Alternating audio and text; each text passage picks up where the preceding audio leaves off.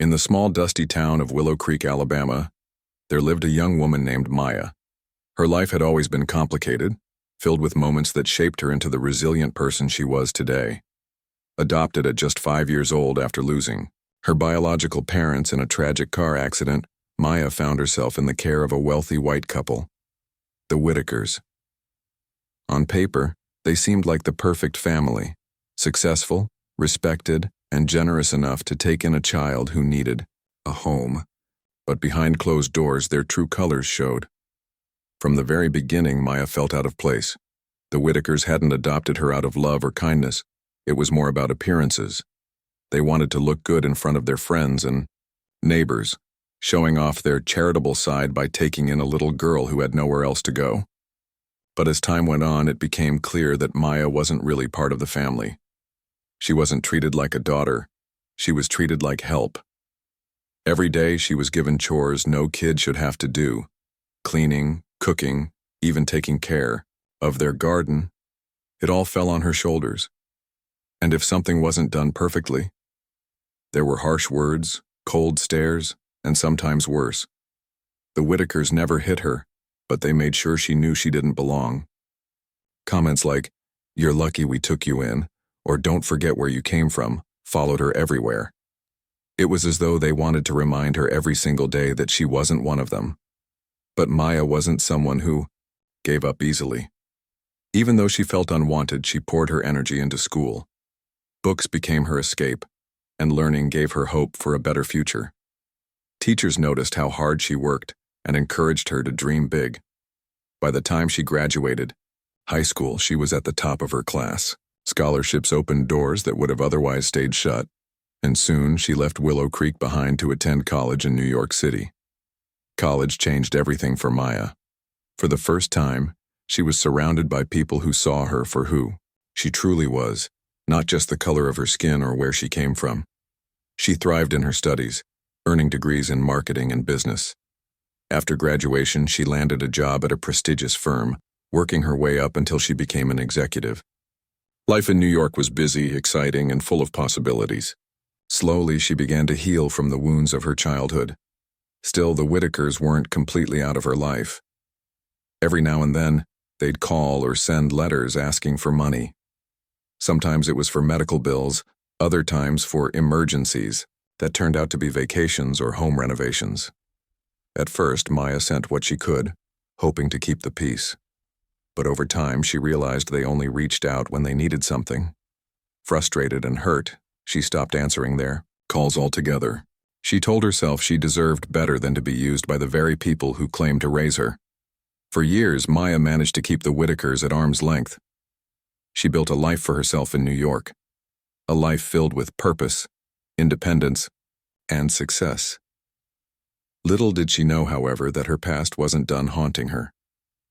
Far away in Willow Creek, the Whitakers were hatching a plan that would bring Maya back to the place she swore she'd never return to. What they didn't realize, though, was that this time things wouldn't go their way. Not anymore. Maya's life in New York City was a whirlwind of success and self-discovery. She worked long hours at her marketing job, climbing the corporate ladder with determination that left her colleagues in awe. Her apartment overlooked the bustling streets of Manhattan, a far cry from the quiet, suffocating town of Willow Creek. For the first time, she felt free to be herself, free to dream without limits, and free to leave behind the pain of her past. But even the busiest lives have moments of serendipity, and Maya's came one evening at a charity gala. The event was held in a grand ballroom filled with glittering chandeliers, elegant gowns, and the kind of people who seemed untouchable. Maya had attended plenty of these events for work, but this night felt different. As she mingled with guests, someone caught her eye. A man standing across the room, deep in conversation. He exuded confidence, dressed impeccably in a tailored suit, yet there was something warm about him too, something genuine. Their paths crossed when he approached her during a break in the program. "You're Maya, right?" he asked, his voice smooth but inviting. Startled, she nodded. "I've heard great things about your work," he continued. "Mind if I steal a few minutes of your time?" That introduction marked the beginning of something extraordinary. The man introduced himself as Julian Hart, a name Maya vaguely recognized from headlines about tech innovations and billion-dollar deals. But what struck her most wasn't his wealth or fame.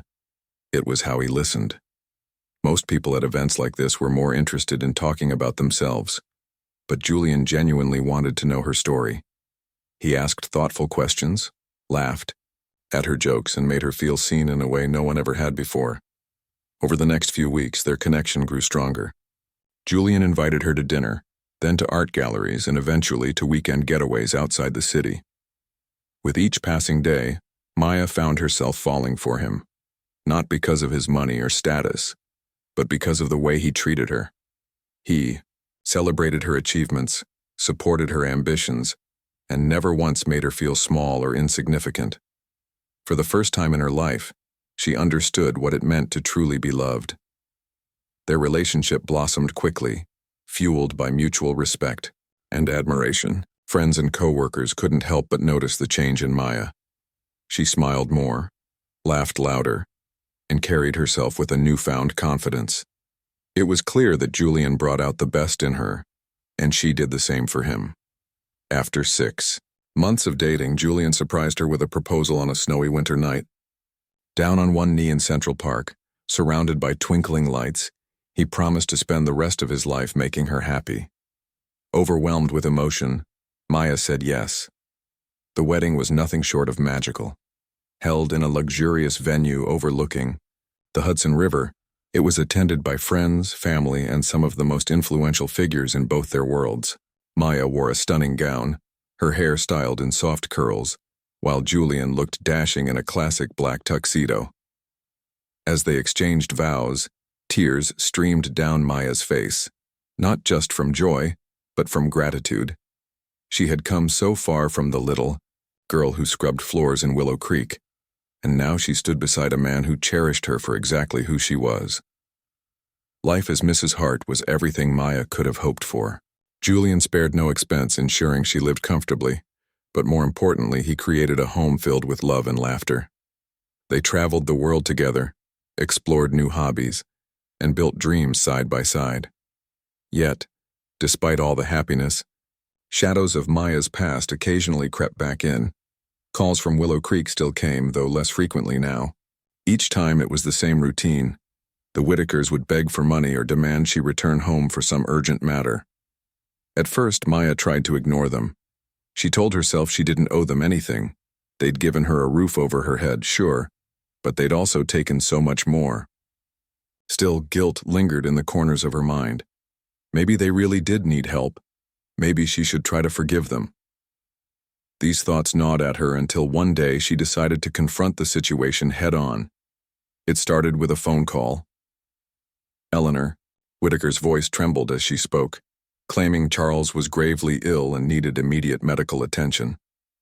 Maya hesitated, skeptical after years of empty promises and manipulation. But deep down, she worried it might be true. What if Charles really was sick? Could she live with herself if she ignored a legitimate cry for help? Julian noticed her distress and urged caution. "You don't owe them anything," he reminded her gently. "If you want to check on them, let me send someone trustworthy to investigate first." But Maya shook her head. This was her past, her responsibility. If there was even a chance the Whitakers were telling the truth, she had to see for herself. Reluctantly, Julian agreed to let her go, but only after making her promise to stay safe. He arranged for a driver to take her to Willow Creek and insisted she keep her phone charged and within reach at all times. Though Maya appreciated his concern, part of her resented feeling like she needed protection. She was strong, capable, and independent. Surely she could handle whatever awaited her in that tiny Alabama town. As the car pulled into the familiar driveway of the Whitaker estate, nostalgia mixed with unease. The house looked the same as it always had. White columns, framing the entrance, manicured lawns stretching endlessly, but inside, Maya sensed something was off. The air felt heavier, charged with tension she couldn't quite place. Little did she know, this visit would unravel secrets darker than anything she'd imagined. And soon, the man who loved her more than anything would have to step in to save her from the nightmare waiting just beyond the door. When Maya stepped out of the car and onto the gravel driveway of the Whitaker estate, a wave of memories washed over her. The towering oak trees, the creaky wooden porch steps, even the faint smell of lavender from Eleanor's garden. It all came rushing back. But this time, instead of feeling like she was walking into a home, she felt like an outsider stepping into enemy territory. Something about the atmosphere was off, almost suffocating. Still, she reminded herself why she was here. To check on Charles, the man who had raised her, or at least pretended to. Eleanor greeted her at the door with a forced smile that didn't reach her eyes. "Oh dear, thank goodness you're here," she said, pulling Maya into a stiff hug. Her tone was laced with desperation, but there was something else beneath it. Something sharper, more calculating. "Charles is upstairs. He's been asking." "For you." Maya frowned. That didn't sound right. In all the years she'd lived under their roof, Charles had rarely acknowledged her presence unless he needed something. Why would he suddenly be asking for her now? Pushing the thought aside, she followed Eleanor inside, trying to shake the unease creeping up her spine. The house hadn't changed much since she left. Same antique furniture, same faded wallpaper, same heavy curtains blocking out most of the sunlight. But as they climbed the stairs to Charles's room, Maya noticed subtle differences. The dust coating the banister, the peeling paint in the corners, the faint scent of mildew lingering in the air. It seemed the Whitakers' once pristine lifestyle was beginning to crumble. When they reached Charles's bedroom, Maya froze. The man lying in bed looked nothing like the stern figure she remembered. His face was pale, his hair thinning, and his hands trembled slightly as he reached for a glass of water on the nightstand. He glanced up at her, his expression unreadable. For a moment, guilt tugged at her heart. Maybe he really was sick. Maybe they weren't lying this time. "How are you feeling?" she asked softly, taking a tentative step closer. Charles cleared his throat, his voice raspy. "Not great, I'm afraid. Doctors say it's serious." He paused, then added, "But we'll talk about that later. Right now, there's something important we need to discuss." Eleanor chimed in before Maya could respond. "Yes, darling. Let's go downstairs. There's tea waiting in the kitchen. You must be exhausted from your trip." Something about the way they were speaking set off alarm bells in Maya's mind. They were too eager, too rehearsed. She hesitated, glancing between them. "What do you mean, important? Is everything okay?" Eleanor waved her hand dismissively. "Nothing to worry about, just some family matters. Come along, dear." Reluctantly, Maya followed them downstairs.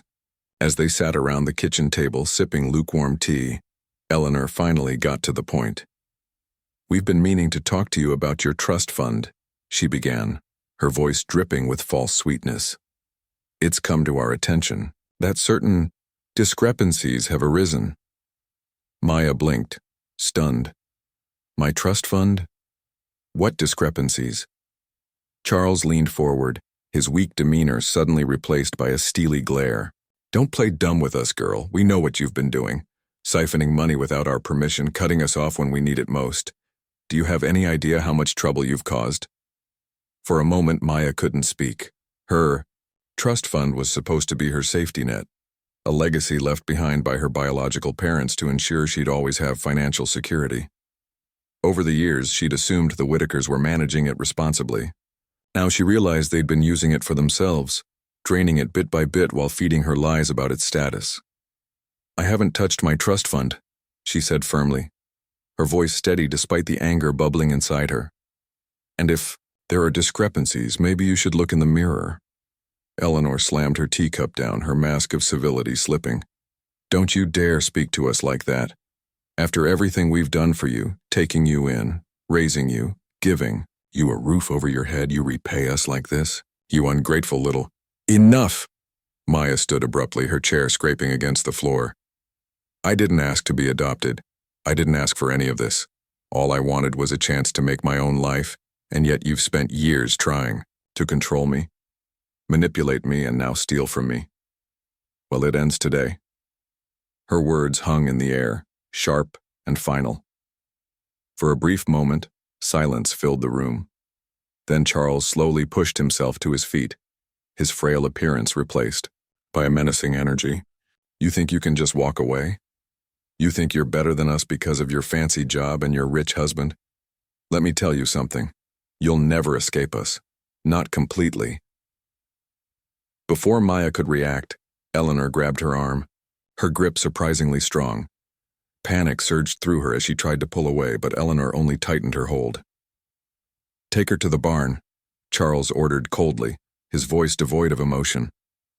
What? No! Maya struggled, her heart pounding as fear took over. Let me go. But the Whitakers were relentless. Together they dragged her outside, ignoring her protests and pleas. The cool night air hit her face as they marched her toward the old barn at the edge of the property. Memories of her childhood flashed before her eyes, the times she'd been locked in there as punishment, the loneliness, the humiliation. She couldn't believe this was happening again. Inside the dimly lit barn, the Whitakers tied her wrists to a wooden post, their movements quick and efficient. Maya fought back tears, refusing to let them see her break. This won't solve anything, she shouted, her voice echoing off the walls. You can't keep me here forever. Oh, but we can, Eleanor sneered, tying the rope tighter. Not until you sign over your trust fund. Once that's done, we'll let you go. Simple as that. Charles crossed his arms, his expression smug. And don't bother calling for help. No one will hear you out here. As they turned to leave, locking the barn door behind them, Maya slumped against the post, her mind racing. How could this be real? How could the people who claimed to raise her stoop so low? Fear threatened to consume her, but she forced herself to focus. She wasn't the same scared little girl anymore. She was stronger now, smarter. And somewhere out there, Julian was waiting for her. If anyone could save her, it was him. With trembling fingers, she reached for her phone in her pocket. Thankfully, it was still there. She dialed Julian's number, praying he'd pick up. When his voice answered on the other end, relief flooded through her. Julian, she whispered, her voice breaking. I need your help. Please hurry. On the other side of the line, Julian listened intently, his blood running cold. By the time the call ended, he was already moving, determined to bring his wife home, not just safe, but free from the monsters who dared to hurt her. The barn was cold, dark, and suffocating. Maya sat tied to the wooden post, her wrists aching from the ropes that dug into her skin. The faint smell of hay and damp wood filled the air, but it wasn't comforting. It was nauseating. Every creak of the old barn felt like a reminder of how isolated she was. Her heart raced as she tried to steady her breathing, forcing herself not to panic. She had called Julian and he was on his way. That thought alone kept her going, even as fear clawed at the edges of her mind. Time moved slowly in the silence. Minutes stretched into what felt like hours. Maya replayed the phone call with Julian over and over in her head. His voice had been calm but firm, promising her that everything would be okay. I'm coming for you, he'd said, each word laced with determination. She trusted him completely, more than she'd ever trusted anyone. But the waiting was unbearable. What if something went wrong? What if the Whitakers came back before Julian arrived? Her thoughts were interrupted by the sound of footsteps outside. They were heavy, deliberate, and getting closer. Maya's stomach dropped as the barn door creaked open, revealing Charles and Eleanor standing in the doorway. Their faces were shadowed by the dim light spilling in from behind them, making them look almost sinister. Well? Charles barked, stepping inside. Have you changed your mind yet? Maya glared at him, her jaw clenched. I'm not signing anything, she spat. You can't force me. Eleanor let out a sharp laugh, shaking her head. Oh, sweetheart, you really don't understand, do you? We've raised you. We've given you everything. And this is how you repay us? By turning your back when we need you most? You haven't given me anything. Maya shot back, her voice rising despite the lump in her throat. You used me, you lied to me, and now you think you can just take what isn't yours? I won't let you. Charles stepped closer, his face twisted with anger. Listen here, girl. You're nothing without us. Do you hear me? Nothing. If it weren't for us, you'd have ended up in some foster home bouncing from one broken family to another. So don't sit there acting like you're better than us. Maya wanted to scream, to fight back, but she knew it wouldn't change. Their minds. These weren't people who cared about right or wrong, they only cared about themselves. She swallowed hard, refusing to let them see her cry. Instead, she focused on Julian. He was coming. He wouldn't leave her here. She repeated those words in her head like a mantra, clinging to them as the Whitakers continued their tirade. You know, Eleanor said, pacing around the barn, we could have made this easy for you. A simple signature, and you'd be free to go. But no, you had to make things difficult. Now you'll sit here until you come to your senses. And if I don't? Maya challenged, her voice steadier than she expected. What then? Are you going to keep me here forever? Eleanor stopped pacing and turned to face her, a cruel smile spreading across her face. Let's just say, we have ways of convincing people to cooperate. The threat hung in the air, heavy and menacing. Maya's chest tightened, but she refused to show weakness. She stared back at them, her eyes blazing with defiance. Go ahead, she said, surprising even herself with her boldness. Do your worst, I'll never give you what you want. For a moment, neither Charles nor Eleanor spoke. Then Charles let out a low chuckle, shaking his head. Stubborn little thing, aren't you? Fine. Sit here and rot for all we care. Maybe hunger will loosen that tongue of yours. With that, they turned and walked out, slamming the barn door, shut behind them. The lock clicked into place, sealing Maya inside once again. Darkness enveloped her as the last bit of light disappeared. She closed her eyes, taking slow, deep breaths to calm her racing heart. She couldn't afford to fall apart, not now. Meanwhile, hundreds of miles away in New York City, Julian was already in motion. As soon as Maya's call ended, he sprang into action. There was no hesitation, no second guessing. He knew exactly what he needed to do. First, he contacted a private investigator he trusted implicitly. The man, an old friend named Alex, specialized in high-stakes cases and had access to resources others didn't. Within minutes, Alex confirmed Maya's location, Willow Creek, Alabama. Get me a jet ready, Julian instructed his assistant, his voice clipped but controlled. And call the local authorities. Tell them we may have a situation involving kidnapping and extortion. His assistant hesitated. Shouldn't we wait for more evidence before involving the police? No, Julian snapped, his tone brooking. No argument. My wife is in danger, I'm not waiting for protocol, get it done. While the arrangements were being made, Julian pulled up files on his laptop. Over the years, he'd quietly looked into Maya's past, piecing together fragments of her story. He'd always suspected the Whitakers weren't as benevolent as they claimed, but now he had proof. Bank statements, legal documents, emails.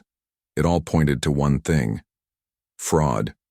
The Whitakers had been siphoning money from Maya's trust fund for years, using it to fund their lavish lifestyle while keeping her in the dark.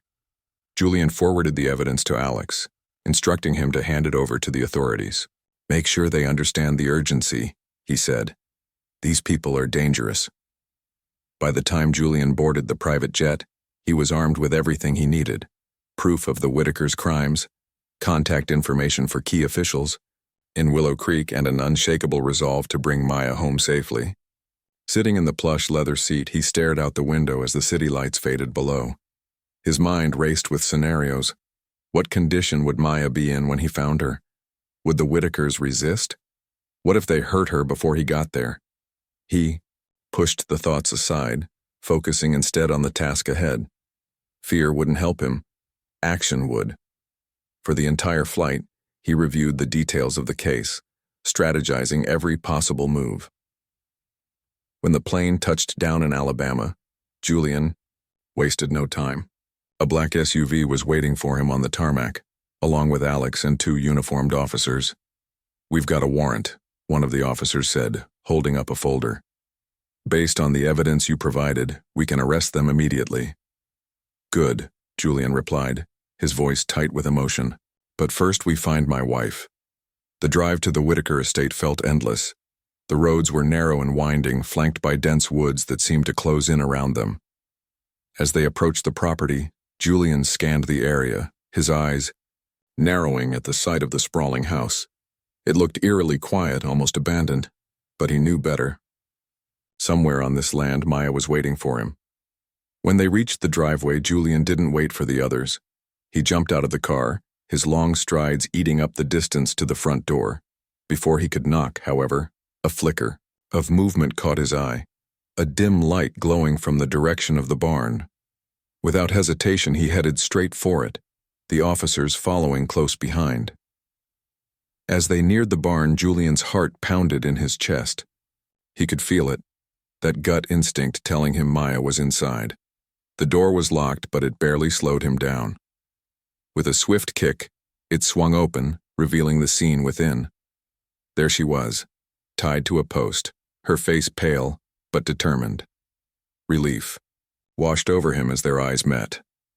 "Maya," he whispered, rushing to her side. His hands trembled as he untied the ropes, pulling her into his arms the moment she was free. "You came," she murmured, her voice breaking as tears spilled down her cheeks. "Of course I did," he said firmly, holding her tightly. "I'll always come for you." Outside, the sound of sirens grew louder. The Whitakers' reign of manipulation and greed was finally coming to an end. And as Julian held Maya close, he vowed silently that no one would ever hurt her again, not as long as he lived. Quen 2.5 Max. The moment Julian freed Maya from the ropes, it was as if time slowed down. She clung to him, her body trembling with a mix of relief, exhaustion, and pent-up fear. He held her tightly, whispering reassurances in her ear. "You're safe now," he said, his voice firm but gentle. "I'm here. Nothing will happen to you ever again." Maya nodded against his chest, tears streaming down her face. For so long she had carried the weight of her past alone, fighting battles no one else could see. But now, standing in that cold, dark barn, she realized she didn't have to fight anymore.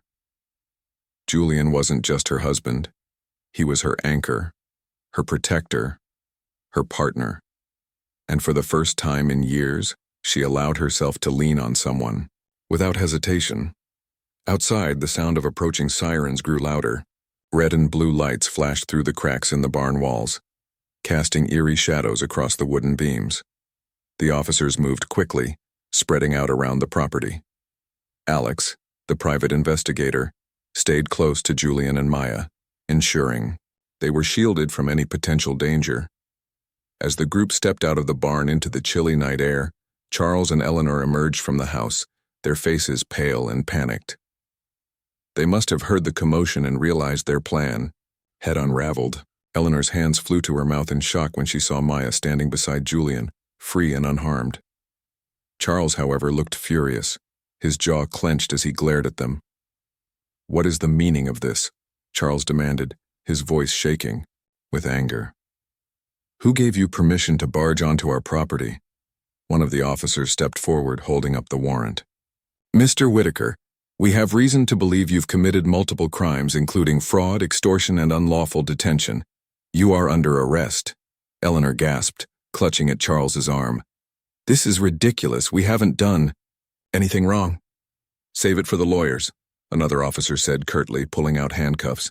"Both of you turn around and place your hands behind your backs." The Whitakers sputtered protests, but there was no escaping the reality of what they'd done. Neighbors began to gather outside, drawn by the noise and flashing lights. Some watched in stunned silence, while others whispered among themselves, trying to piece together what was happening. The once respected couple was being led away in handcuffs, their carefully crafted image crumbling before everyone's eyes.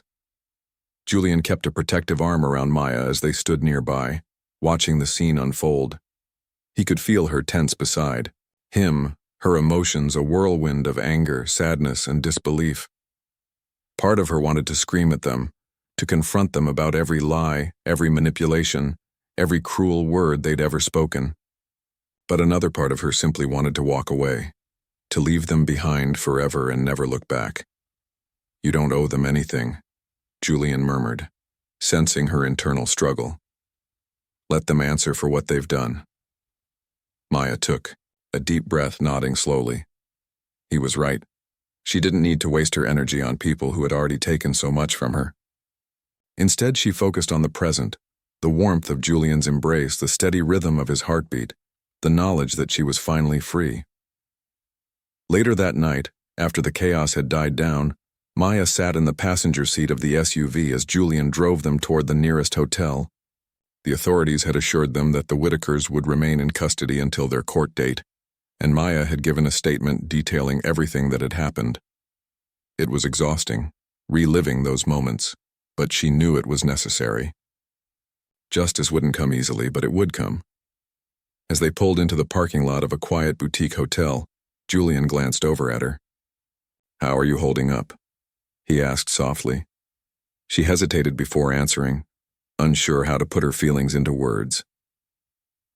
"I'm okay," she said finally.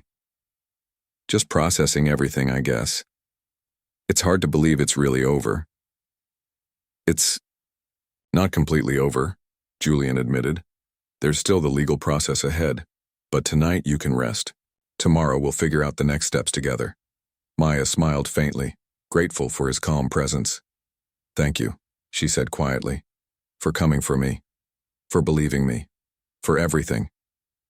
He reached over, taking her hand in his. "Always."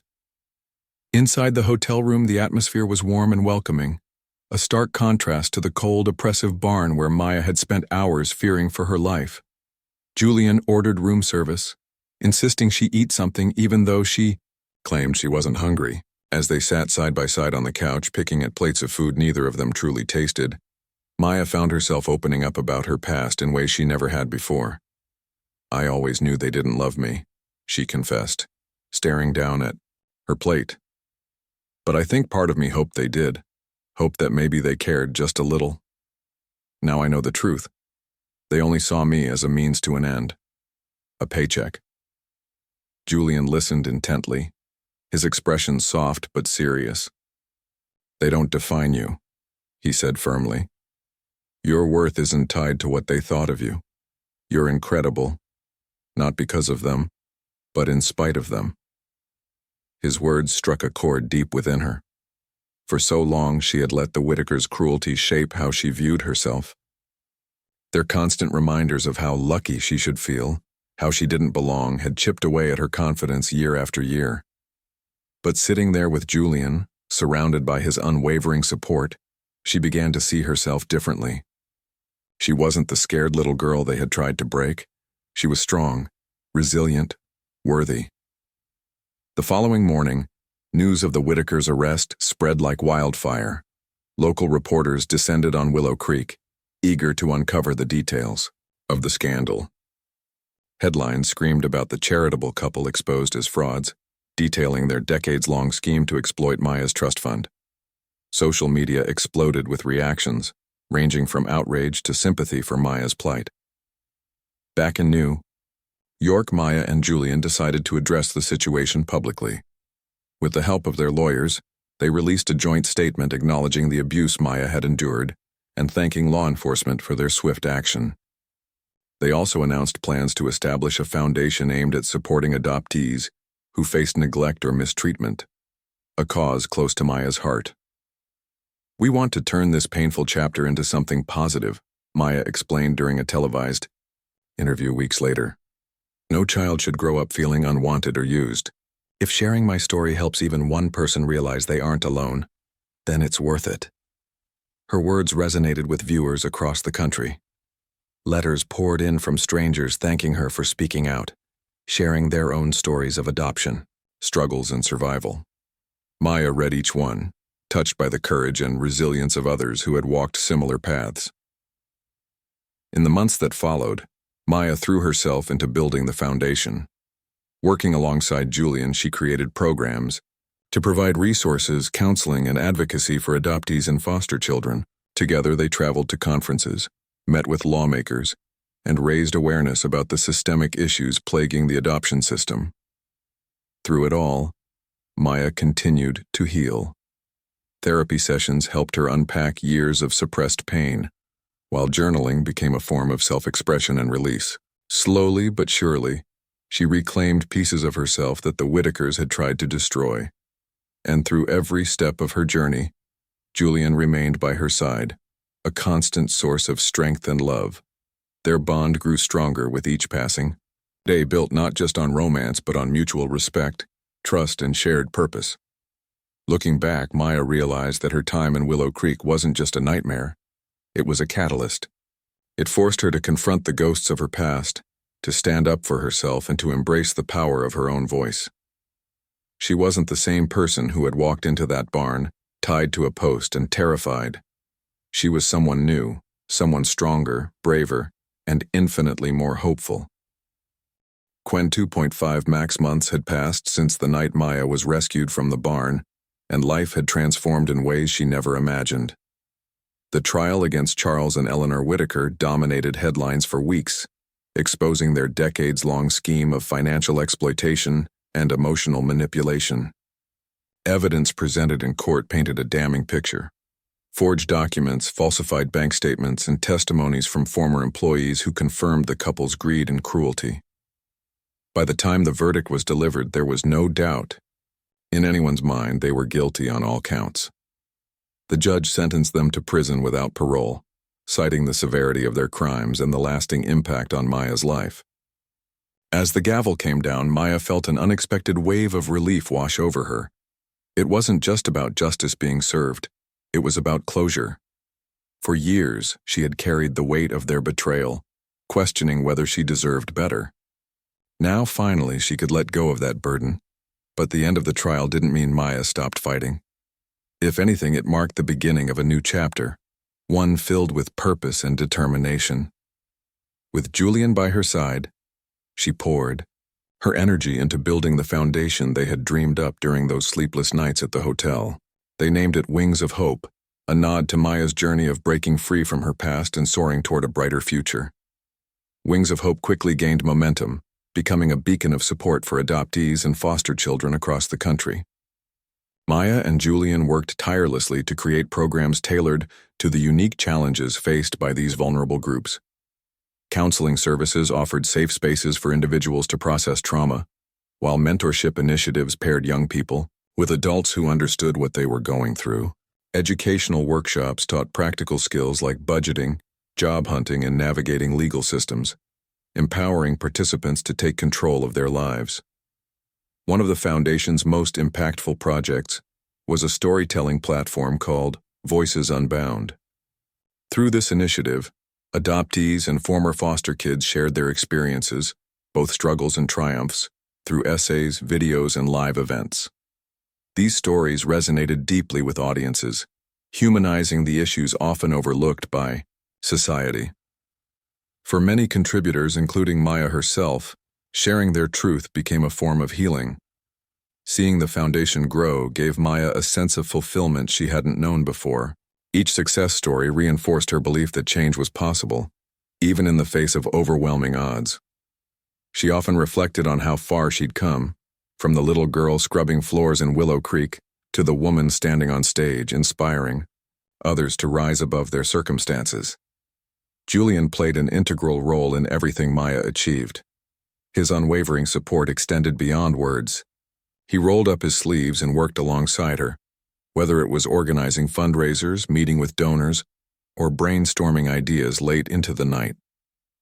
Their partnership wasn't just romantic, it was a true collaboration, rooted in mutual respect and shared values. Their bond deepened as they navigated this new phase of life together. Julian admired Maya's resilience and dedication, while Maya appreciated his ability to balance her intensity with calm wisdom. They celebrated small victories, leaned on each other during tough times, and found joy in the simple moments. A quiet dinner at home, a walk through Central Park, laughter over inside jokes only they understood. Still, Maya made sure to carve out space for herself too. Therapy sessions helped her unpack lingering emotions tied to her childhood, allowing her to confront fears and insecurities head-on. Journaling became a daily ritual, giving her a private outlet to reflect on her progress and set intentions for the future. Over time, she learned to forgive, not for the sake of the Whitakers, but for her own peace of mind. Letting go of bitterness freed her to focus on what truly mattered, building a meaningful life. As the foundation grew, so did its reach. Wings of Hope expanded internationally, partnering with organizations in countries where adoption and foster care systems were underdeveloped or corrupt. Maya traveled the world, speaking at conferences and meeting advocates working toward similar goals. In every corner of the globe, she encountered stories that mirrored her own. Children abandoned, exploited, or erased. But she also met countless heroes: foster parents who opened their homes, social workers who fought tirelessly for justice, and survivors who refused to be defined by their pain. These encounters reminded Maya of why she started this journey in the first place. It wasn't just about helping others, it was about creating a ripple effect. Every person empowered by Wings of Hope had the potential to inspire someone else, spreading hope farther than she ever could alone. Back home, Maya's personal life flourished too. She reconnected with old friends who had drifted away during her darkest days, finding comfort in their unconditional support. Colleagues admired her tenacity and sought her advice on leadership and advocacy. Even strangers approached her after public appearances, thanking her for shining a light on issues they had long struggled to articulate. Through it all, Maya remained grounded. Success hadn't changed her core values. If anything, it strengthened them. She stayed humble, remembering the lessons she'd learned along the way. That strength comes not from avoiding pain, but from facing it. That love is the greatest weapon against fear, and that everyone deserves a chance to rewrite their story. On the anniversary of her rescue, Maya stood on the balcony of their apartment overlooking Manhattan. The city sparkled below, alive with possibility. Julian joined her, wrapping an arm around her shoulders. "What are you thinking about?" he asked softly. She smiled, leaning into him. "How much has changed in a year? I used to feel trapped, like I'd never escape my past. But now, I feel free." He kissed the top of her head. "You earned it, Maya. Every bit of it." Tears welled in her eyes, but they weren't tears of sadness. They were tears of gratitude. Gratitude for the life she had built, the people who stood beside her, and the knowledge that she had turned her pain into purpose. Maya knew the road ahead wouldn't always be easy. There would still be challenges, setbacks, and moments of doubt. But she also knew she was stronger than she'd ever been. And as long as she had Julian, her work, and her unshakable belief in the power of hope, she could face whatever came next.